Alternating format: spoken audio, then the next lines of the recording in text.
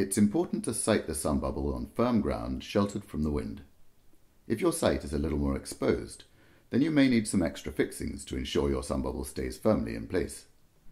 The Sunbubble is supplied with 25 cm long ground pegs, which are sufficient in most locations, but if you feel your site is very exposed, or if the ground is not firm enough, then you may wish to get longer, sturdier ground pegs and use these instead.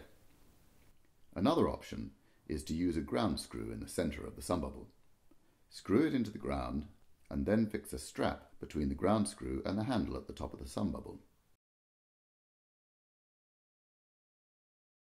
If you site your Sunbubble on a patio or hard surface that you don't want to drill into, then you can use concrete blocks around the outside of the Sunbubble.